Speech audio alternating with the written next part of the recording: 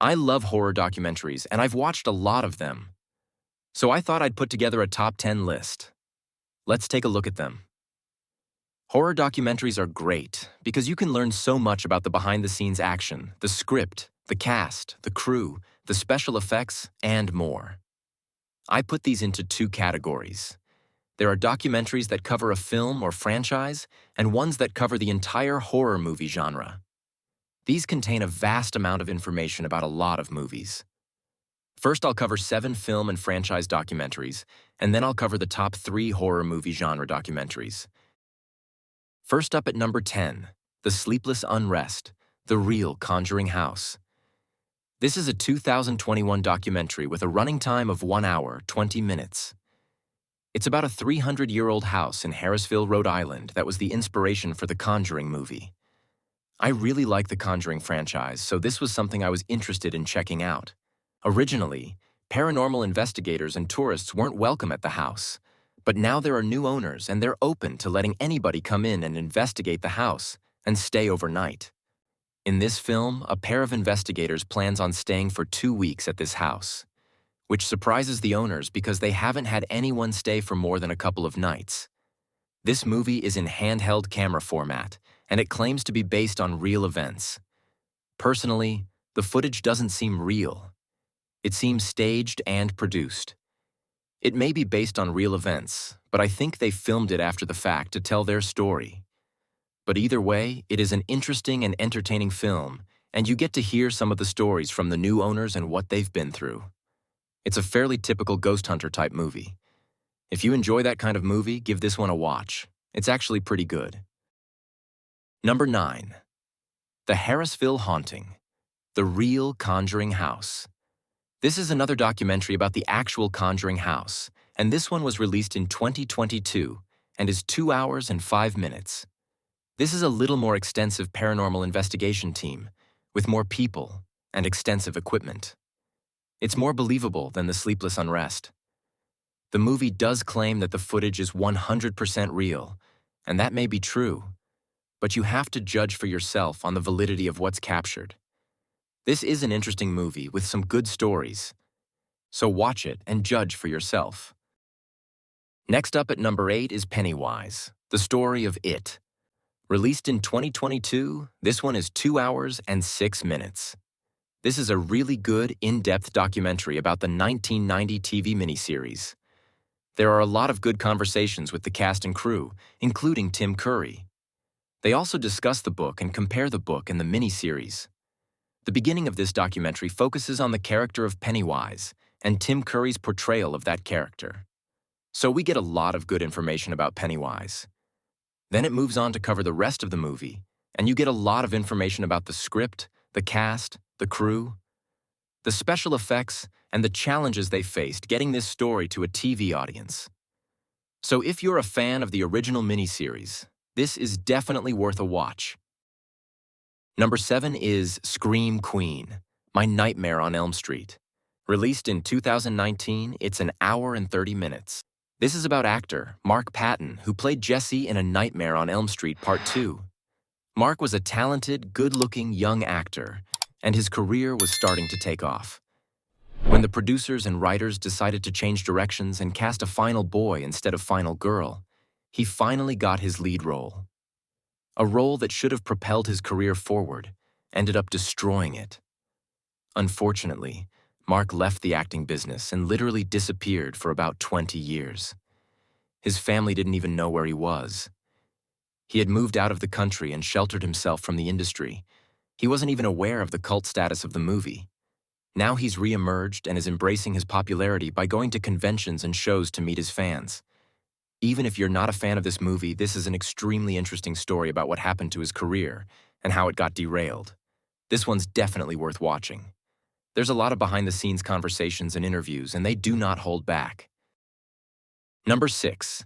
Never Sleep Again, The Elm Street Legacy. Another Nightmare on Elm Street documentary, but this one's about the entire film franchise.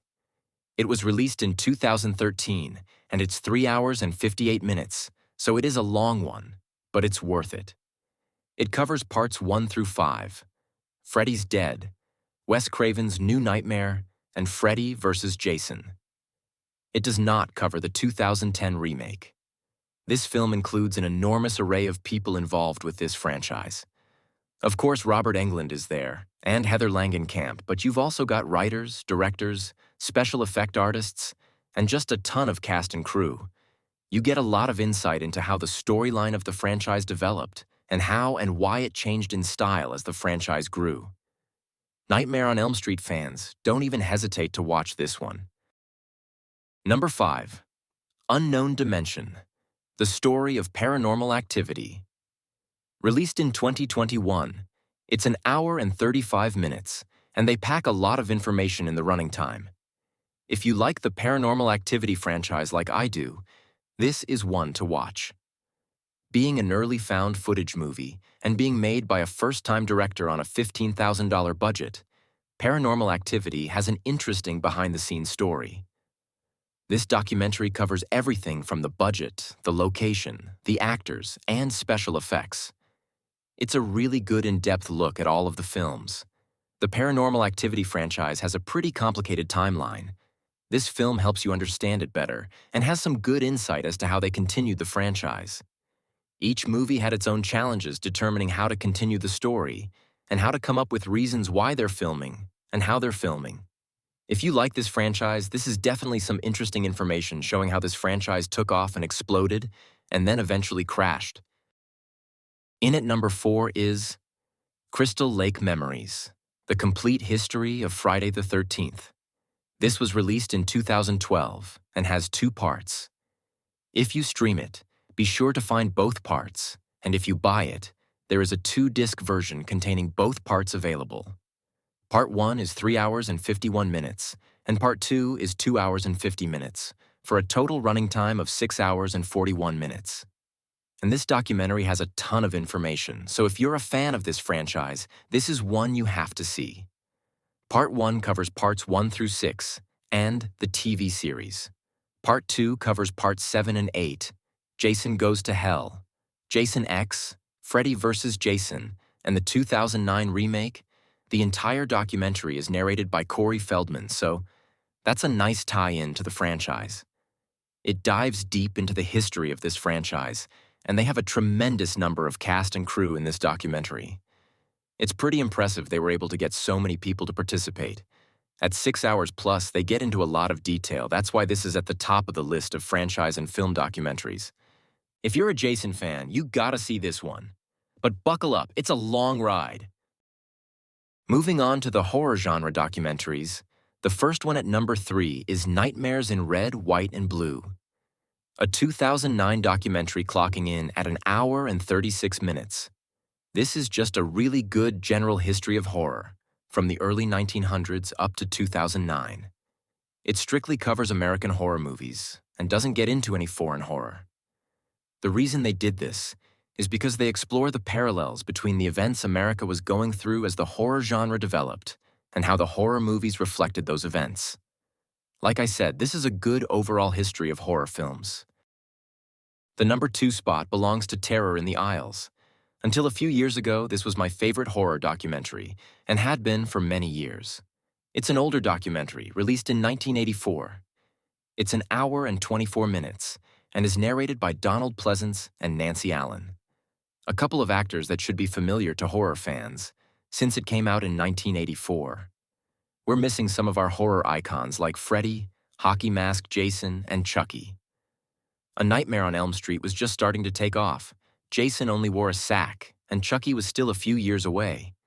It covers more than 60 movies, primarily from the 60s, 70s, and early 80s. What I really like about this documentary is the presentation. The movie clips you see are just the scariest scenes, and they put them together in some pretty interesting categories. Like the different types of villains, the victims, and why we watch scary movies. And the narrators do a nice job. They definitely hit all the classics, as well as some lesser-known movies. It's a real pulse-pounding documentary, because they constantly throw the scariest scenes at you one after the other. You hardly have a chance to breathe. I can't recommend this one enough. Unfortunately, it isn't streaming anywhere at this time, but it is available on Amazon on DVD and Blu-ray at a pretty affordable price. And coming in at number 1, In Search of Darkness. This is a 3-part series. The first part was released in 2019 and is 4 hours and 22 minutes. Part 2 was released in 2021 and is 4 hours and 36 minutes. And Part 3 came out in 2022 and is 5 hours and 41 minutes. So that's a total running time of 14 hours and 39 minutes. So you can imagine there's a ton of stuff in this series. FYI, this series is a Shudder exclusive, so you can only watch it on Shudder or the Shudder channel on Amazon. And if you're a horror fan, I highly recommend subscribing to Shudder. They have a tremendous horror library. You can typically get a 1-week free trial if you want to check out In Search of Darkness. This 3-part series is dedicated to 1980s horror. Part 1 covers all of the classics from the 80s and how horror started to come back throughout the 80s. You get to see a lot of your favorites. You may even be reminded of some movies that you saw but had forgotten about. Part 2 gets into 80s horror sequels, low-budget movies, and Italian horror. It's interesting to see the low-budget movies because the 80s were the era when people could take their home video equipment and make a horror movie and not deal with a studio. Part 3 dives deeper into more obscure movies and even deeper into Italian, Japanese, and Korean horror. I really enjoyed the In Search of Darkness series because it brought back a lot of memories of movies I saw when I was young. A lot of them I'd forgotten about, so now I want to re-watch them. And I learned about a ton of movies I never heard of before, but they look interesting. And boy, did my watch list grow after watching this series. It also gave me some more appreciation for movies that I never gave a chance in the past. But now that I learned a little more about them, I'm going to give it a second chance. The 80s is when I learned to love horror movies, so this is just a really nostalgic watch for me. So if you like 80s horror, or just want to learn about a bunch of horror movies you never heard of before, this is a tremendous series to watch. I hope you enjoyed my top 10 horror documentaries list. I know I enjoyed researching them. If you want to check out any of these documentaries, I put links in the description of where you can stream them or buy them. And don't forget to like, subscribe, and leave a comment telling me what you think of this video. Thanks for watching, and don't forget, the best way to watch a horror movie is alone in the dark.